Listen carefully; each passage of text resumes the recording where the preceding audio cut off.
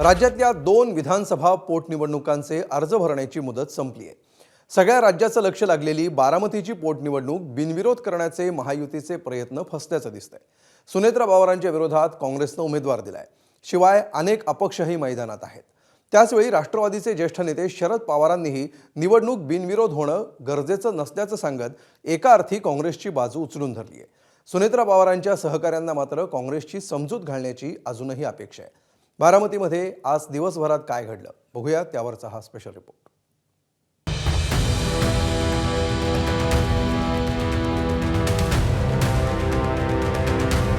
जय भवानी, जय शिवाजी, जय भवानी, जय शिवाजी.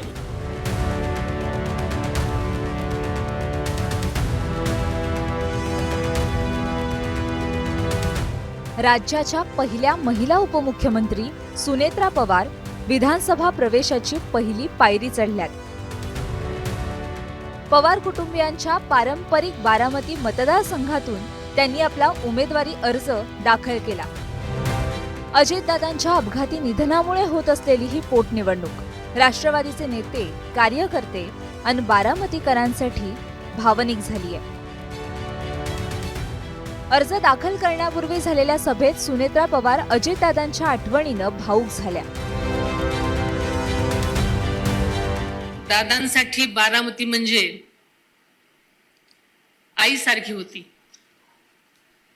बारामतीचा केवळ प्रत्येक कार्यकर्ता नाही, तर बारामतीचा प्रत्येक नागरिक हा दादासाठी खरा पांडुरंग होता.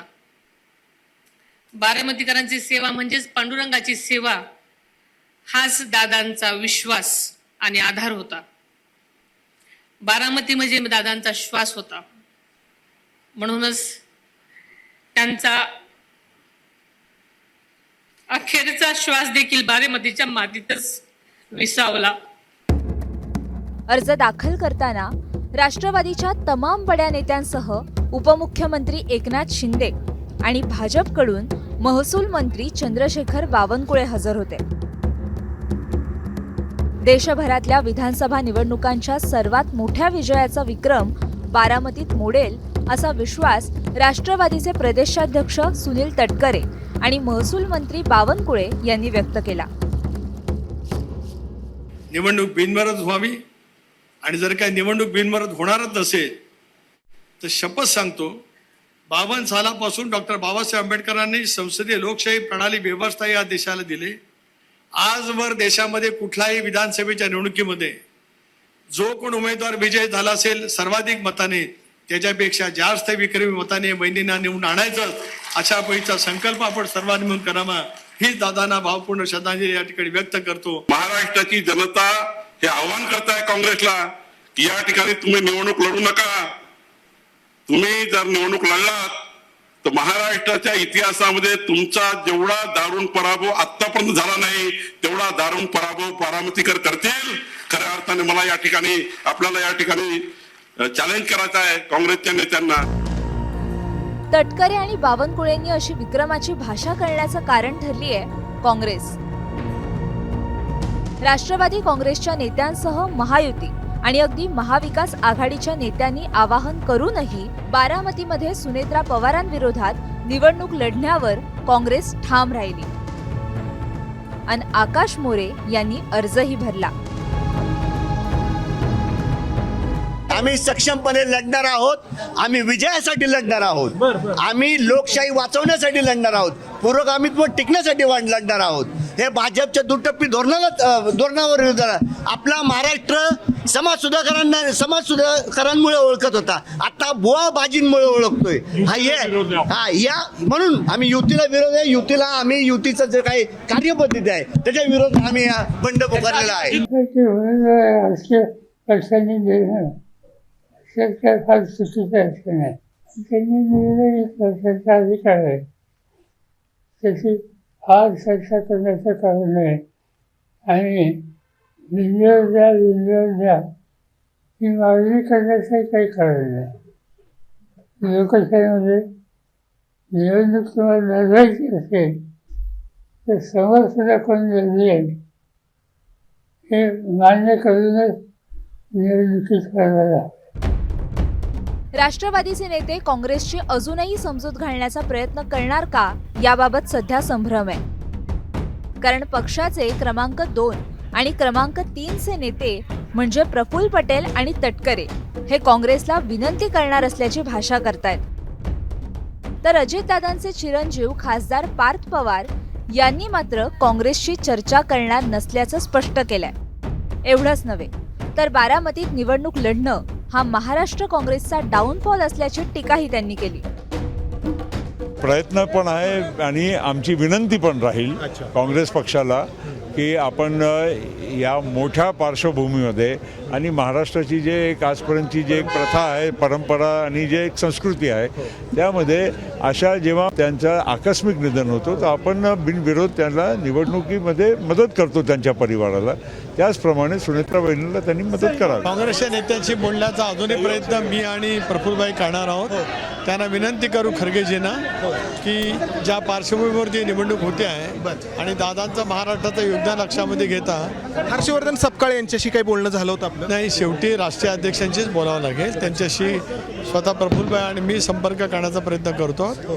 त्याच्यात यशस्वीता मिळावी म्हणून लागलं तर हर्षवर्धन सपकाळ यांच्याशी सुद्धा आम्ही बोलू. आता जो प्रेम दादांचा आहे लोकांच्या मनात, अशा वेळेस हा निर्णय घेणं एवढ्या मॅच्युअर पार्टीनी, म्हणजे जिथं एवढे मोठे नेते आहेत, हे अतिशय चुकीचं आहे. आम्ही काय कोणाला फोन नाही करणार आहे. जे काय ते नशिबात लिहिलंय ते बघू काय व्हायचंय ते. पण फक्त मला वाईट वाटतं की काँग्रेसचा डाऊनफॉल आहे महाराष्ट्रामध्ये. पार्थ पवारांनी अर्ज भरल्यानंतर म्हटलं की काँग्रेसचा डाऊनफॉल सुरू होईल, त्यांनी केलं चुकीचं नाही, चुकीचं केलं.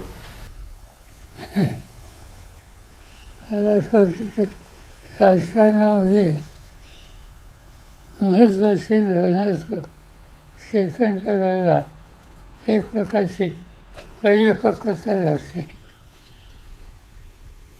ही कितपत आहे हे आज मी सांगू शकत नाही. राष्ट्रवादी काँग्रेसला अर्ज मागे घेण्याची विनंती करणार का अन काँग्रेस माघार घेणार का हे नक्की नसलं तरी बारामतीत पोटनिवडणूक बिनविरोध होणार नसल्याचं एव्हाना तरी स्पष्ट झालंय.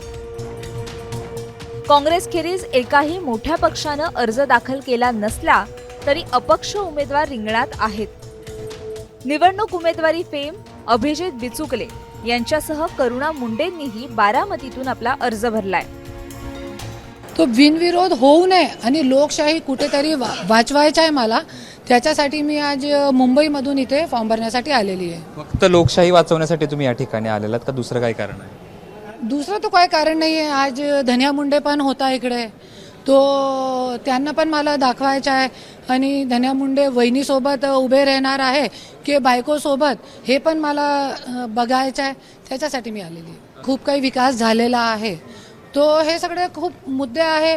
लाईट, रस्ता, बिजली, पाणी, शेतकरी जे आहे आज पूर्ण महाराष्ट्रामध्ये परेशान आहे. ते सगळे मुद्दे तो कॉमन मुद्दे आहेच आहेत. मात्र इंदापूरचे आमदार दत्ता भरणे यांच्या शिष्टाईनंतर ओबीसी नेते लक्ष्मण हाके यांनी अर्ज न भरण्याचा ऐनवेळी निर्णय घेतला. वर्षभराच्या कालावधीमध्ये आमचे काही प्रश्न मार्गी लागत नाहीत का, तर लागत नाहीतच.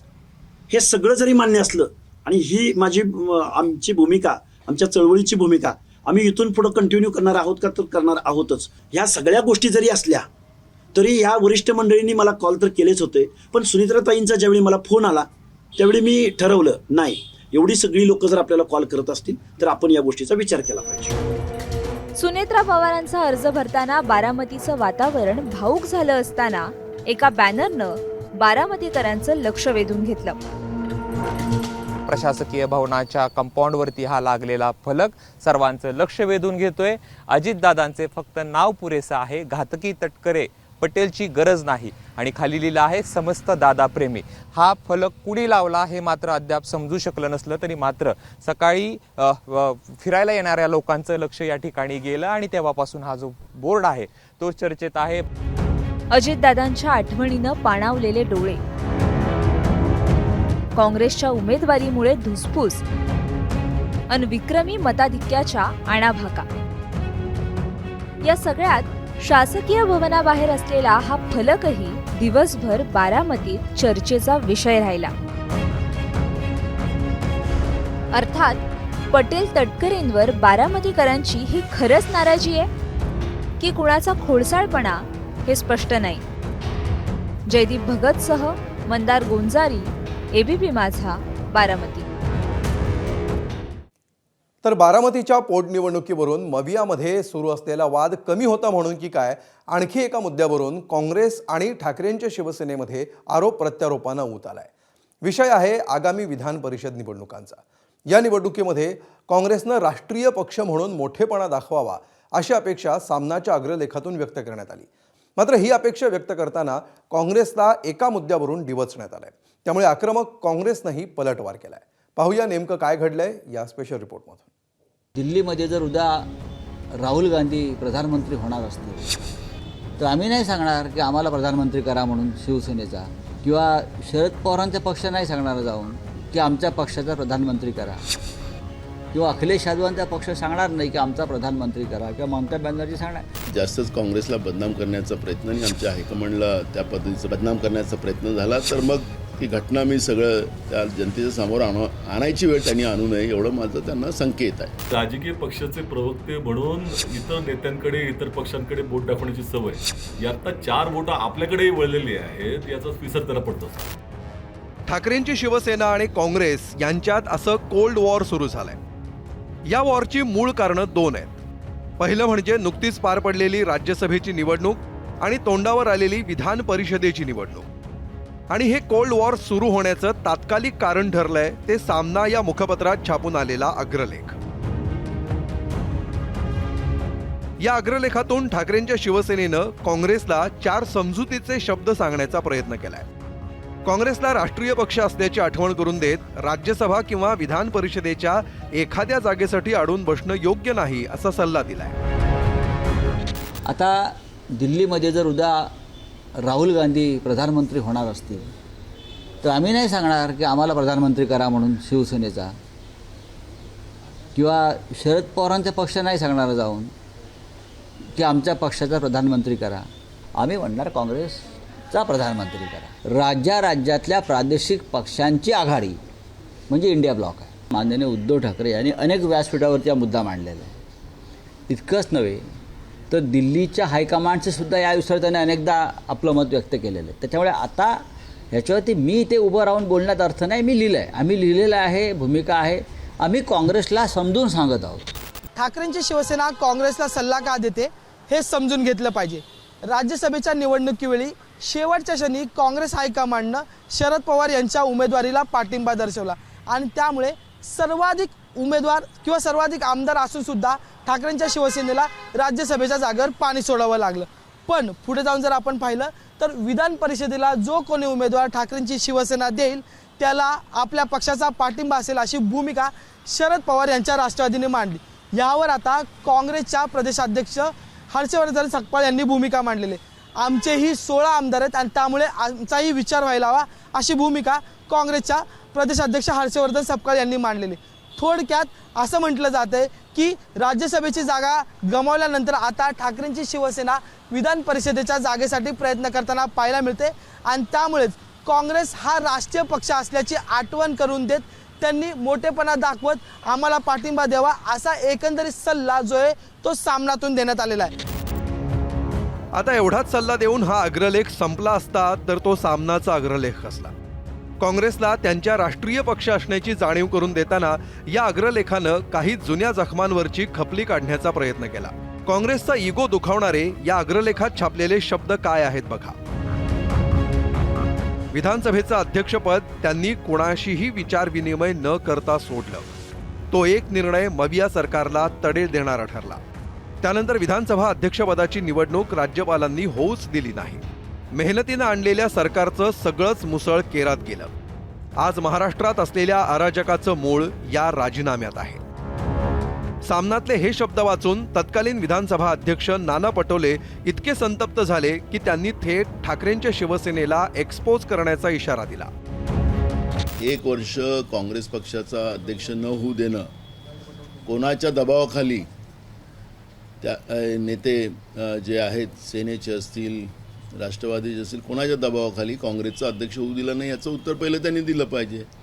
आणि म्हणून या वक्तव्याला आता एक गोष्ट मागं पडलेली आहे. या गोष्टीला वारंवार भूमिका मांडून काँग्रेसला बदनाम करण्याचा प्रयत्न अगर केला जाईल तर याची वास्तविकता आम्ही मांडू. जास्तच काँग्रेसला बदनाम करण्याचा प्रयत्न आणि आमच्या हायकमांडला त्या पद्धतीचं बदनाम करण्याचा प्रयत्न झाला तर मग ती घटना मी सगळं त्या जनतेच्या समोर आणायची वेळ त्यांनी आणू नये एवढं माझं त्यांना संकेत आहे. तर इतरांकडे बोट दाखवणाऱ्या संजय राऊतांना स्वतःकडे असणाऱ्या 4 बोटांची जाणीव काँग्रेस नेते सचिन सावंत यांनी करून दिली. राजकीय पक्षाचे प्रवक्ते म्हणून इतर नेत्यांकडे इतर पक्षांकडे बोट दाखवण्याची सवय ही आता 4 बोटं आपल्याकडेही वळलेली आहेत याचाच विसर त्याला पडत असतो. आणि दुर्दैवानं अशी परिस्थिती आहे की आपण बोलतो तेच योग्य असा गैरसमज झालेला आहे. त्यामुळे आघाडी धर्मामध्ये इतर पक्षाची चर्चा करणं आवश्यक आहे. त्यांचंही काही मत असू शकतं. हा विचार करण्याची त्यांना आवश्यकता वाटत नाही. एकतर्फी निर्णय जाहीर करायचा आणि नंतर काँग्रेसच्या नेत्यांचा गल्लीपासून दिल्लीपर्यंत शोध घेत फिरायचं हा आघाडी धर्मामध्ये योग्य मार्ग आहे का? आणि असं नसतं तर मुंबई आणि चंद्रपूर महानगरपालिकेमध्ये महाविकास आघाडीची सत्ता असती. दोन्ही ठिकाणी महापौर उपमहापौर बसले असते. महाविकास आघाडीत सुरू असलेला हा शाब्दिक सामना बघून टोलेबाजी करण्याची संधी शिवसेनेनं साधली आहे. या 2022-2026 मध्ये आपण थोडं बाहेर आलं पाहिजे. काय चाललंय लोकांच्यात काय आहे झालं म्हणून. त्याच्यानंतर 2024ला निवडणुका झाल्या. शिंदेसाहेबांच्या नेतृत्वाखाली आम्ही 80 आमदारांनी निवडणुका लढल्या. 60 जण जिंकून आलो. तुम्ही किती लढला पण 10 का 8 का 10 का 12 कितीतरी आले त्यांची निवडून. फक्त कशासाठी म्हणून तसलं काय बोलताय तर ते सोडून द्या. प्रॅक्टिकल या जी चाललंय राज्यात ते बघा. मला तेवढंच त्यांना म्हणा. एकीकडे बारामती पोटनिवडणूक लढवण्यावरून महाविकास आघाडीतील 3 पक्षांची वेगवेगळी भूमिका समोर येते. त्यातच आता आगामी विधान परिषद निवडणुकांवरून काँग्रेस आणि ठाकरेंच्या शिवसेनेत कुरबुरी सुरू झाल्या. 2022 मध्ये विधान परिषद निवडणुकीत झालेल्या क्रॉस वोटिंग नंतर एकनाथ शिंदेंच्या बंडाच्या रूपानं महाविकास आघाडी सरकार कोसळण्याची प्रक्रिया सुरू झाली होती. आता येत्या विधान परिषद निवडणुका मविया सावधपणे पार पाडणार की आणखी काही नव्या राजकीय भूकंपाची बीजं पेरली जाणार हे लवकरच कळेल. ब्युरो रिपोर्ट, ABP माझा. भोंदू मांत्रिक अशोक खरातचे CDR जगासमोर आणणाऱ्या अंजली दमानियांवर सर्वपक्षीय नेत्यांनी टीकेची झोड उठवली. त्याच दमानियांनी पत्रकार परिषद घेत स्वतःची बाजू मांडायचा प्रयत्न केला. मात्र दमानियांच्या इन्व्हेस्टिगेशनमुळे विरोधकांना आयतं कोलीत मिळालंय. अशोक खरातला कॉल करणाऱ्या नेत्यांना आता थेट जाब विचारला जाऊ लागलाय. पण महाराष्ट्रातल्या असंख्य लोकांना माहिती आहे मी कशासाठी लढते.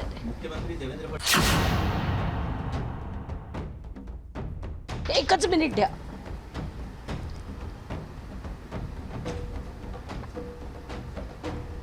आता अंधारेबाई हे पण म्हणतील दमनिया 3 वेळा पाणी प्यायल्या. हो प्यायले कारण राग मला येतो ना तेव्हा सहन होत नाही. डीजेना भेटायला 4 वाजता जाणार आहे. ही सगळी माहिती आधी त्यांना देणार. संताप होतो अशाने माझा.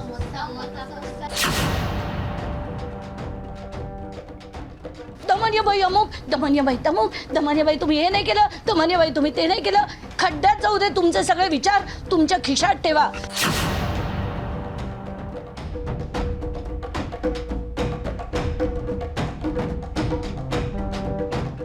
अश्रू, संताप, त्रागा, खतखत. सामाजिक कार्यकर्त्या अंजली दमानियांमध्ये या सगळ्या भावना एकाच वेळी दाटून आल्या. कायद्यानं परवानगी नसतानाही अंजली दमानियांनी भोंदू मांत्रिक अशोक खरातचे CDR जगासमोर आणले. अशोक खरातला कुणी किती वेळा कॉल केले याची यादीच दमानियांनी मंत्र्यांच्या नावासह जाहीर केली. या इन्व्हेस्टिगेशनमुळे सर्वपक्षीय नेते अंजली दमानियांवर तुटून पडले. त्यामुळे दुखावलेल्या अंजली दमानियांनी सोमवारी पत्रकार परिषद घेऊन भावनांना वाट मोकळी करून दिली. ते म्हणाले ना की यांच्याकडे आले कुठून, यांनी केलं काय, यांनी मागितलं काय. तर कोणाकडनंही मी कधी जन्मात अशा इल्लीगल गोष्टी मागत नाही. असले इल्लीगल धंदे करत नाही. आणि माझ्याकडे जी माहिती आली ती पहिली मी यंत्रणांना पाठवली. ती मी दाते सरांना पाठवली, CM जे HM सुद्धा आहेत, गृहमंत्री आहेत ते त्यांना पाठवली आणि तेजस्वी सातपुते मॅम ज्या SITच्या हेड आहेत त्यांना पाठवली. पत्रकार परिषदेत अंजली दमानियांचा यांचा ठाकरेंच्या शिवसेनेच्या सुषमा अंधारेंवर विशेष रोख होता. कारण अशोक खरातच्या CDR प्रकरणावरून अंधारेंनी दमानियांना डिवचण्याची एकही संधी सोडली नाही. तुम्ही आधी असं म्हणालात की कुठल्या तरी व्यक्तीने तुम्हाला कॉल डिटेल्स दिले, नंतरच्या स्टेटमेंटमध्ये म्हणालात की तुम्हाला एका ॲपमध्ये टाकून तुम्ही ते नंबर चेक केले. दमानिया ती कोण व्यक्ती आहे ज्याने तुम्हाला इतके महत्त्वाचे कॉल डिटेल दिले आणि इतकी महत्त्वाची माहिती देणारा माणूस तुम्हाला माहितीच नाही किंवा अनोळखी माणसाच्या माहितीवर तुम्ही इतक्या चटकन विश्वास ठेवला की दे धडाम तुम्ही लगेचच माहिती प्रसारित केली. 1 तारखेला दुपारी 12च्या आसपास मला एका व्यक्तीचा मेसेज आला की मी अमुक अमुक आहे, माझ्याकडे अशोक खरातांची काही माहिती आहे, मला ती तुम्हाला द्यायची आहे. मी म्हटलं हां बोला. तर म्हणे नाही मी कॉल करू का? तर म्हटलं कॉल करा. म्हणून त्यांनी मला कॉल केला. आता खरातांची माहिती देत आहेत म्हणून मी त्यांचा कॉल ॲक्सेप्ट केला. प्रश्न विचारला मी की तुम्ही कोण? तर म्हणे मी प्रायव्हेट डिटेक्टिव्ह आहे. आणि त्यांनी मला त्याचं नाव सांगितलं, त्याच्या कंपनीचं नाव सांगितलं आणि मी दुसऱ्या नंबरवरनं तुम्हाला तो सगळा डिटेल पाठवतो हेही सांगितलं. दुसऱ्या नंबरवरनं जवळजवळ पाऊण तासानंतर म्हणजे जवळजवळ 12:49 मला एक एक्सेल शीट आलं आणि त्याच्यात खूप वर्टिकल्स होते. दमानियांनी अशोक खरातचा CDR जाहीर करताना ज्या मंत्र्यांची नावं घेतली त्यावरून देखील अंधारेंनी त्यांना छेडलं होतं. अंधारेंना उत्तर देताना दमानियांनी पत्रकार परिषदेत एक यादीच वाचून दाखवली. दमानिया तुम्ही भाजपच्या अगदीच नावं घेतली नाही असं नाही, 2 लोकांची नावं घेतली, पण ती अँटी CM लॉबीतली चंद्रकांत पाटील आणि आशिष शेलारांची नावं आहेत. दमानिया तुम्ही नार्वेकरांचं नाव नक्की घ्या, पण त्यासोबतच अमित शहांचा फोटो जो खरात सोबत आहे त्याबद्दल तुमचं काय म्हणणं आहे? मला माहिती होतं सगळ्यांवरचे माझ्यावर आरोप होतील म्हणून सुरुवातीपासून कोणाकोणाचे शोध घेतले आणि त्याचं CDRचं जो रेकॉर्डिंग आहे ते सुद्धा मी चॅनलला देते. देवेंद्र फडणवीस एकही कॉल नाही, उदय सामंत एकही कॉल नाही, भागवत कराड, पंकजा मुंडे, धनंजय मुंडे सरप्राइझिंगली एकही कॉल नाही, अब्दुल सत्तार नाही, रामदास कदम नाही, योगेश कदम नाही, राधाकृष्ण विखे पाटील नाही, सुषमा अंधारे नाही, संजय राऊत नाही, बच्चू कडू नाही, राम कदम नाही, प्रसाद लाड नाही, चित्रा वाघ नाही, मोहित कंबोज नाही, प्रवीण दरेकर नाही, गिरीश महाजन नाही. हे सगळ्यांचे नंबर ज्यांचे शोधले, जे मिळाले नाहीत त्याला क्रॉस केलं आणि ज्यांचे मिळाले तेवढं मी माझ्या ऑडिओमध्ये बोलले. सुषमा अंधारेंच्या आरोपांची परतफेड करताना अंजली दमानियांचा पारा चांगलाच चढला होता. आम्ही लढतो विषयांवर, फालतूचं राजकारण करत नाही आम्ही तुमच्यासारखं.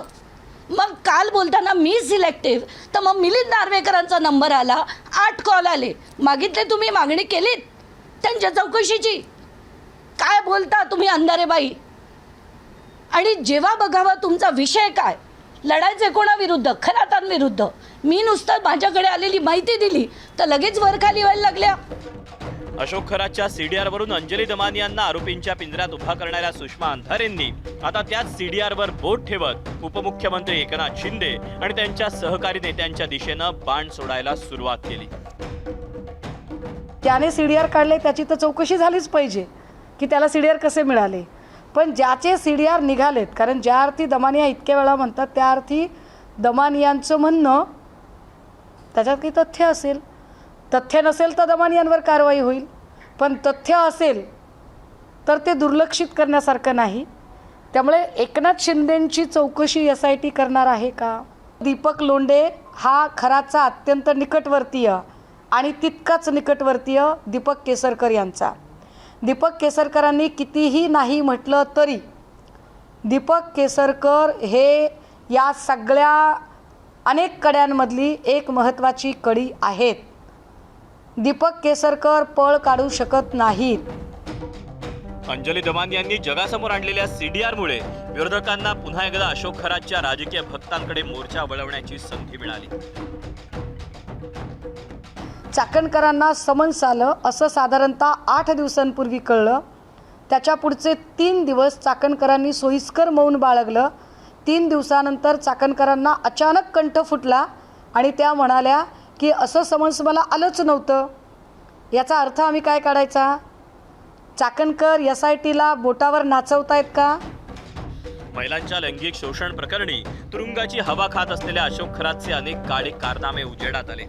SIT कडून त्या सगळ्या प्रकरणाचा सखोल तपास सुरू आहे. मात्र अशोक खरातचे CDR समोर आल्यामुळे या प्रकरणाला आता वेगळं वळण मिळालंय. अशोक खरात प्रकरणाला अनेक फाटे फुटून ते वेगवेगळ्या नेत्यांच्या दारापर्यंत तर पोहोचणार नाहीत ना, अशी शंका उपस्थित करायला नक्कीच वाव आहे. बाकी प्रत्यक्षात काय होतंय हे पाहण्यासाठी थोडी वाट पाहावी लागेल, कारण पिक्चर अभी बाकी है. ब्युरो रिपोर्ट, ABP माझा. तर CDR प्रमाणेच भोंदू मांत्रिक अशोक खरातच्या आर्थिक व्यवहारांची देखील पोलखोल झाली आहे. अशोक खरातनं समता पतसंस्थेच्या मार्फत केलेले आर्थिक व्यवहार संशयाच्या भोवऱ्यात सापडलेत. विशेष म्हणजे हे व्यवहार अजितदादांच्या विमान अपघाताच्या आदल्या दिवशी तसंच ज्या दिवशी अपघात झाला त्या दिवशी देखील झालेत. त्यामुळे अजित पवारांच्या विमान अपघाताशी अशोक खरातचा संबंध होता का असा प्रश्न अनेकांनी उपस्थित करायला सुरुवात केली आहे. अजित पवारांच्या विमान अपघाताचं अशोक खरात प्रकरणाशी कनेक्शन. 28 जानेवारीला अजितदादांचा मृत्यू.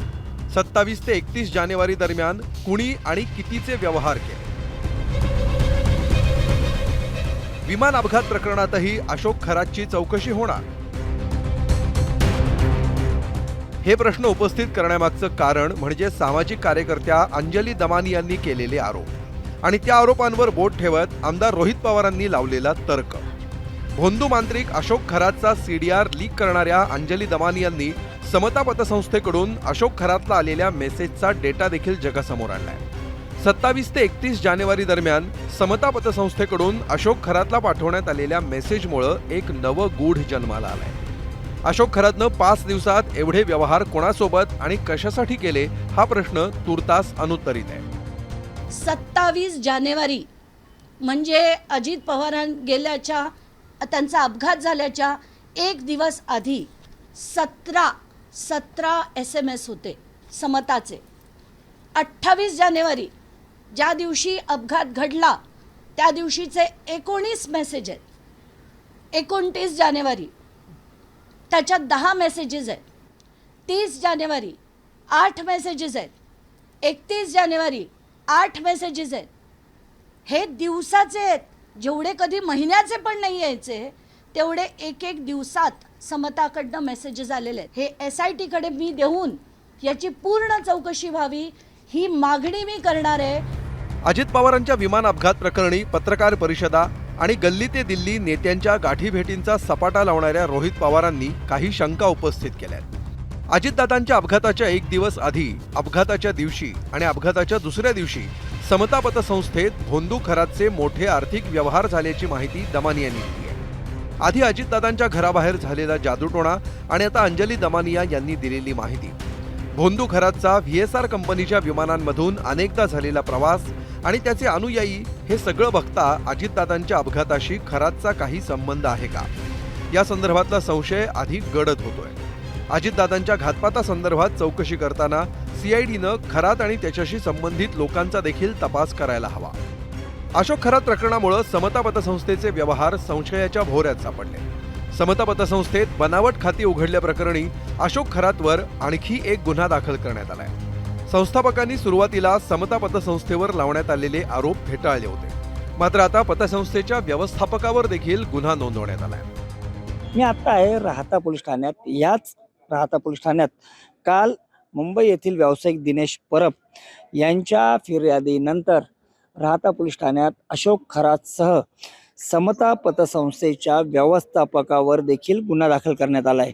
गेल्या 3 दिवसात समता पतसंस्थेच्या संस्थापकांसह संचालकांनी पत्रकार परिषद घेऊन आमचा कारभार अतिशय स्वच्छ आहे आणि आम्ही व्यवस्थित कारभार करतो असा दावा केला होता. मात्र यानंतर काल ज्या वेगवेगळ्या पतसंस्थांमध्ये बनावट खाते असल्याचा संशय पोलिसांना होता. त्या खातेदारांची चौकशी गेल्या 3 दिवसापासून शिर्डी पोलीस स्टेशन करत आहे आणि याच दरम्यान समता पतसंस्थेतील जी राहता शाखा आहे त्यातील 56 खातेदारांचे 100 खाती बनावट असल्याचा संशय पोलिसांना होता. या दरम्यान जवळपास आतापर्यंत 19 जणांची चौकशी करण्यात आली आहे.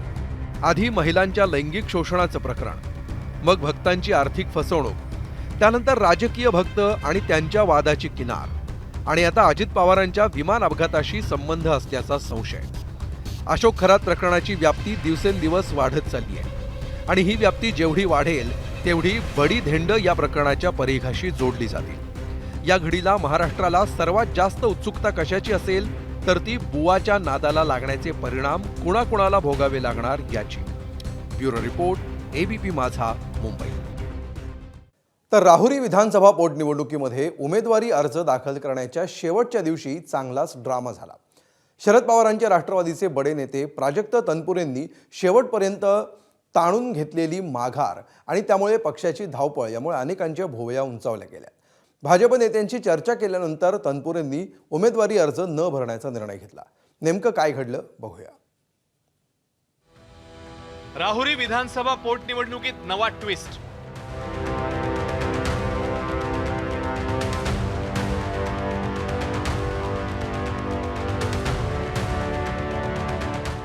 ऐनवेळी उमेदवार बदलण्याची शरद पवारांच्या पक्षावर वेळ.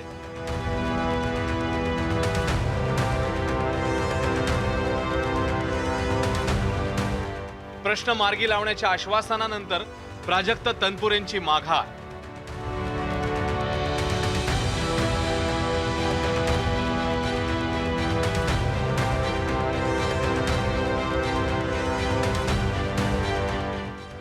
भाजप आमदार शिवाजी कर्डिले यांच्या निधनानंतर रिक्त झालेल्या राहुरीमध्ये पोटनिवडणुकीचे पडघम वाजत आहे.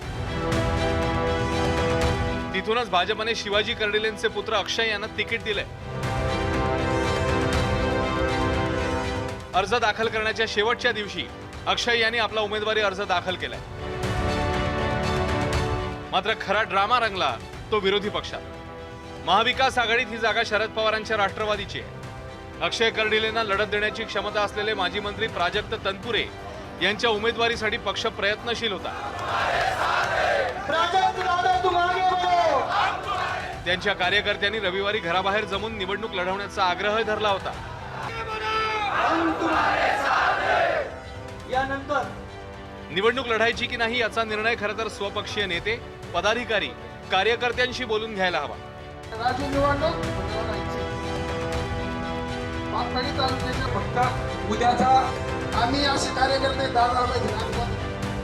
मात्र सोमवारी तनपुरेंच्या भेटीला आले भाजप प्रदेशाध्यक्ष रवींद्र चव्हाण आणि अहिल्यानगरचे पालकमंत्री राधाकृष्ण विखे पाटील.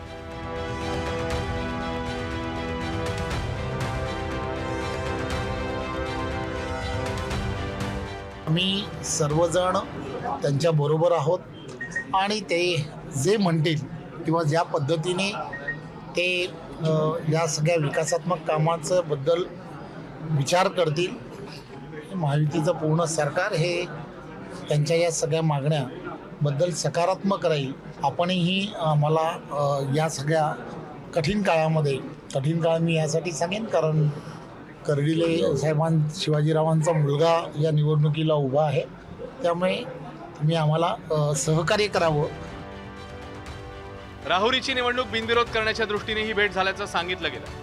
तर भाजप नेत्यांशी सकारात्मक चर्चा झाल्याचं सांगतानाच कार्यकर्त्यांशी बोलून निर्णय घेऊ असं तनपुरे म्हणाले. या तालुक्याच्या अस्मितेचे जे जे विषय आहेत त्या बाबतीत त्यांनी सकारात्मकता दाखवलेली आहे. तरी देखील एकदा आमच्या सर्व कार्यकर्त्यांची मला ही भूमिका सांगावी लागेल. शेवटी आमचं सगळं हे कुटुंब आहे आणि या कुटुंबातल्या प्रत्येक सदस्याला विश्वासात घेऊन मला हा निर्णय घ्यावा लागेल. त्यामुळे अर्ज दाखल करायची मुदत संपेपर्यंत तनपुरे कोणती भूमिका घेणार हेच निश्चित कळत नव्हतं. तर तनपुरेंच्या मनात चलबिचल असल्याची कल्पना पक्ष नेतृत्वाला होती. त्यामुळे राहुरीला 2 AB फॉर्म धाडून देण्याची खबरदारी प्रदेश स्तरावरच्या नेत्यांनी घेतली होती. तनपुरे अर्ज दाखल करत नाहीयेत हे लक्षात आल्यावर ऐनवेळी धावपळ करून गोविंद मोकाटे यांनी आपला उमेदवारी अर्ज दाखल केला. महाविकास आघाडीचा लढा हा अनोखी निवडणूक खऱ्या अर्थाने तुम्हाला इथं राहुरी मतदारसंघात पाहायला मिळणार आहे. इथून मागं तुम्हाला कधीही अशी निवडणूक पाहायला मिळणार नाही. म्हणजे मोठ्या धनशक्तीपुढं ही छोटा माणूस कसा निवडणूक लढवतो हे खऱ्या अर्थाने गेल्या पुढच्या 20-25 दिवसात तुम्हाला पाहायला मिळणार आहे.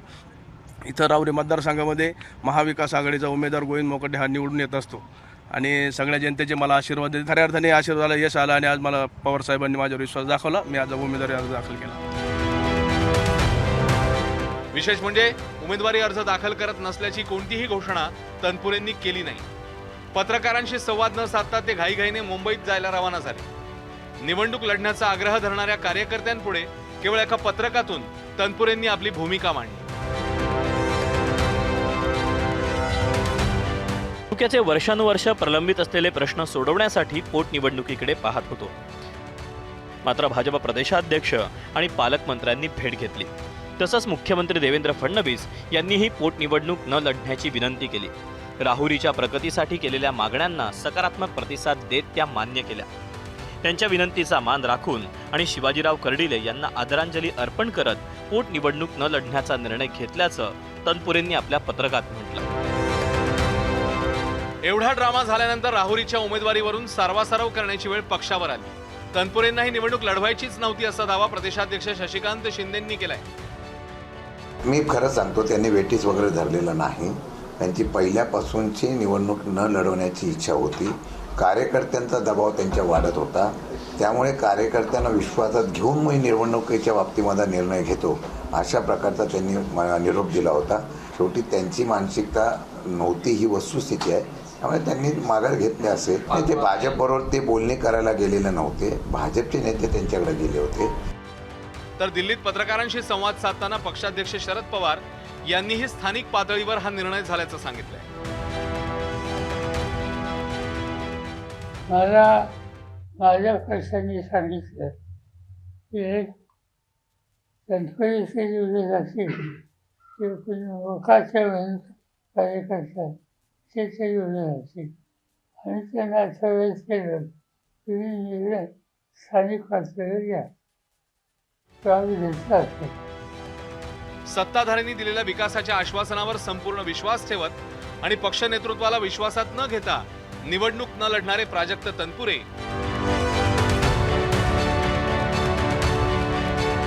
आता पक्षाचे अधिकृत उमेदवार गोविंद मोकाटे यांना कशी आणि किती मदत करतात आणि भाजप नेत्यांनी दिलेल्या आश्वासनानंतर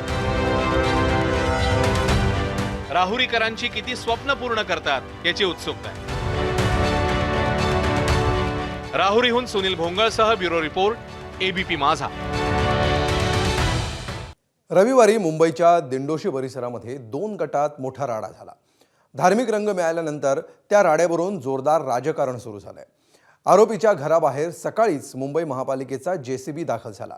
हनुमान चालिसा पठणावरून दुपारी बजरंग दल आणि पोलिसांमध्ये बाचाबाची झाली. तर संध्याकाळी घटनास्थळी दाखल झालेले भाजप नेते किरीट सोमय्या यांनी देखील पोलिसांना ताकीद दिली आहे. दिवसभरात मुंबईच्या दिंडोशीमध्ये नेमकं काय काय झालं पाहूया.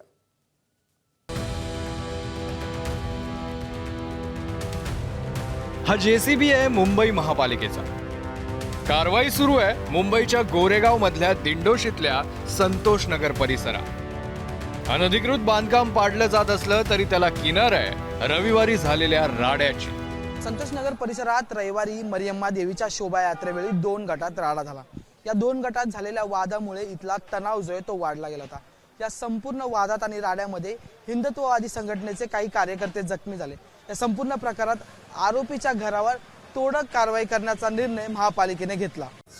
पालिकेवरून सध्या इकडे JCBची कार्यवाही सुरू आहे. आमची काल रात्री आम्ही मागणी केली होती ॲडिशनल CP जवळ आणि इकडचे DCP जे आहे त्यांच्याजवळ.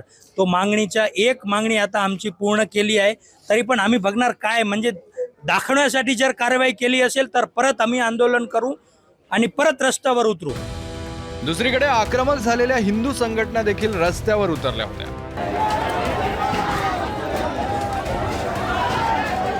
परिसरातील चिकन विक्रेत्यांच्या दुकानाला लक्ष्य करण्यात आलं. या प्रकरणातील आरोपी हे ड्रग्जची विक्री करतात असा आरोप होता. ड्रग्स मिळालं ते एकदम 100% सत्य आहे, खरी बातमी आहे आणि पोलिसने पंचनामा पण केला आहे. आणि हा आजचा विषय नाही, हा नेहमी हाच त्याचा धंदा आहे आणि ड्रग्समध्ये पैसे कमवून इकडे हिंदू समाजाला ते प्रताडित करतो, मारहाण करतो, दादागिरी करतोय. ही घरावर कारवाई झालीच पाहिजे. हा घर नाही, तो ड्रग्ज विक्रीचा अड्डा आहे आणि हा अड्डा जर प्रशासनाने नाही तोडला तर बजरंग दल स्वतःहून तोडणार. कालचे जे प्रकरण आहे त्याच्या अनुषंगाने पोलीस स्टेशनला आपण दिंडोशीला गुन्हा दाखल केलेला आहे. सदर गुन्ह्यामध्ये 10 आरोपी जे आहेत आपण ते ताब्यात घेतलेले आहेत आणि जो पुढचा जो तपास आहे तो तपास आपल्याकडनं सुरू आहे. त्याचप्रमाणे बाकी जी कारवाई आहे ती आज आपण उर्वरित कारवाई देखील आपण पूर्ण करीत आहोत. दरम्यान ज्या ठिकाणी रविवारी गोंधळ झाला त्याच ठिकाणी हनुमान चालीसा पठण करण्याचा आग्रह हिंदुत्ववादी संघटनांनी धरला होता. मात्र तणाव वाढू नये म्हणून पोलिसांनी दुसऱ्या ठिकाणी हनुमान चालीसा पठण करण्याचा सल्ला दिला. मात्र बजरंग दलाचे कार्यकर्ते त्यांच्या भूमिकेवर ठाम होते, त्यामुळे त्यांची पोलिसांशी बाचाबाची देखील झाली. संध्याकाळच्या सुमारास भाजप नेते किरीट सोमय्या देखील घटनास्थळी दाखल झाले. सोमय्यांनी पोलिसांनाच आरोपीच्या पिंजऱ्यात उभं केलं. दिंडोशी पोलिसांचा या प्रकाराचा वागणुकीचा त्यांना एक्सप्लेनेशन द्यावं लागणार. हे जे मुस्लिम ड्रग माफिया आहेत त्यांचे सगळे ड्रगचे धंदे, लेंजियाचे धंदे, या सगळ्यांवर कारवाई होणार. आज महापालिकेने थोडीशी कारवाई केली आहे, पण हे पुढची पण कारवाई होणार. रविवारी झालेला राडा हा केवळ 2 गटांमधला होता. धार्मिक वाद हे त्यामागचं मूळ कारण होतं की नव्हतं हा तपासाचा भाग आहे. आणि धार्मिक वादामुळे जरी हा वाद भडकला असेल तरी तो तिथेच शांत करणं हे कायदा आणि सुव्यवस्थेच्या दृष्टीनं आवश्यक होतं आणि आहे. आरोपीला शिक्षा झालीच पाहिजे, अनधिकृत बांधकाम पाडलंच पाहिजे. मात्र कारवाईसाठी निवडलेला काळ आणि वेळ तसंच कारवाई मागचा हेतू यावर बोट ठेवण्याची संधी सरकार आणि प्रशासनानं दिली आहे का याचा विचार देखील व्हायला हवा. तसंच मुंबईची कायदा सुव्यवस्था अबाधित ठेवणाऱ्या पोलिसांना राजकीय फायद्यासाठी व्हिलन बनवणं कितपत योग्य आहे याचा विचार देखील स्वतःला जनतेचे कैवारी म्हणून घेणाऱ्यांनी करायला हवा. ब्युरो रिपोर्ट, एबीपी माझा. तर दहशतवादी संघटनांच्या संपर्कात असलेल्या 2 संशयित तरुणांना मुंबईतून ताब्यात घेण्यात आलं. महाराष्ट्र ATS आणि दिल्ली पोलिसांनी ही संयुक्त कारवाई केली. दिल्लीत घातपात घडवण्याचा त्यांचा डाव असल्याचा संशय आहे. पाहूया या कारवाई संदर्भातला हा सविस्तर रिपोर्ट. 3 एप्रिलला महाराष्ट्र ATS आणि दिल्ली पोलिसांनी केलेल्या संयुक्त कारवाईत दहशतवादी संघटनांच्या संपर्कात असलेल्या 2 तरुणांना ताब्यात घेण्यात आलं आणि एकच खळबळ उडाली. कामरान उर्फ सोनू आणि हमाद सिद्दीकी. मुंबईच्या कुर्ला पश्चिम भागात राहणाऱ्या या तरुणांकडून पोलिसांनी काही आक्षेपार्ह कागदपत्र, लॅपटॉप आणि फोन जप्त केले. काही दिवसांपूर्वीच दिल्ली पोलीस आणि महाराष्ट्र ATSनं मुंबईच्या गोवंडी परिसरात छापेमारी केली होती आणि त्यानंतरच या दोघांसंदर्भातले काही पुरावे हाती लागले. त्याच्याच आधारावर कामरान आणि हमादला पोलिसांनी ताब्यात घेतलं. ATSच्या या कारवाईनंतर मिळालेल्या माहितीनुसार या दोघांचा दहशतवादी संघटनाशी थेट संबंध असल्याचं कळतंय. इतकंच नव्हे तर कामरान आणि हमाद या दोघांनीही अनेक तरुणांना दहशतवादी संघटनांमध्ये सामील होण्यासाठी त्यांचं ब्रेन वॉशिंग केल्याचा संशय आहे. दरम्यान एबीपी माझाची टीम ताब्यात घेण्यात आलेल्या हमादच्या घरी पोहोचली, पण हमादच्या वडिलांनी आपल्या मुलावरचे आरोप फेटाळले. आपका जो लड़का है हमाद, उसका टेररिस्ट ऑर्गेनाइजेशन से संपर्क में है ऐसा कहा जा रहा है, ऐसे आरोप है. किस तरह से इस आरोप को देखते हो? नहीं, मुझे नहीं लगता, मुझे कुछ खबर ही नहीं इस बारे में. अगर ये कुछ कांटेक्ट में आया होगा तो मुझे पता नहीं है, क्योंकि ये मोबाइल ही सब फितने की जड़ है. मोबाइल से अगर कुछ ये PUBG वगैरह खेलता था, बस इतना मेरे को मालूम है. ज़्यादा इन्वॉल्व रहता था. अब उसमें कोई कांटेक्ट में आया होगा तो मुझे पता नहीं है. नहीं, मैं समझता हूँ ऐसा कुछ हो ही नहीं सकता है. उसको कहीं ना कहीं फंसाया गया है. किसी अगर कांटेक्ट कहीं हुआ है उसका तो उसको मैनिपुलेट किया गया है, उसको कहीं फंसाया गया है. वो बच्चा इस काबिल ही नहीं है, वो कुर्ला से निकलने के काबिल नहीं है. दहशतवादी कारवायांच्या संशयावरून मुंबईत झालेल्या या कारवाईनं एकच खळबळ उडाली. त्यामुळे आता पुढच्या तपासात नेमकं काय समोर येतं हे पाहणं महत्त्वाचं ठरेल. हमादचे वडील या ठिकाणी होते, जलालुद्दीन. त्यांचं म्हणणं असं आहे की या सगळ्या प्रक्रियेमध्ये त्यांना काहीही नेमकी माहिती नाही आहे. जर काही चुका झाल्या असतील तर सरकारने त्याच्याकडे संवेदनेने पाहावं. त्याच्या आयुष्याचा हा प्रश्न आहे. त्यामुळे आता नेमकं दिल्ली स्पेशल सेल आणि महाराष्ट्र ATS यांनी जी कारवाई केलेली आहे त्या संदर्भात पुढे काय घडतं हे पाहणं देखील गरजेचं आहे. प्रशांत बढे, ABP माझा, मुंबई.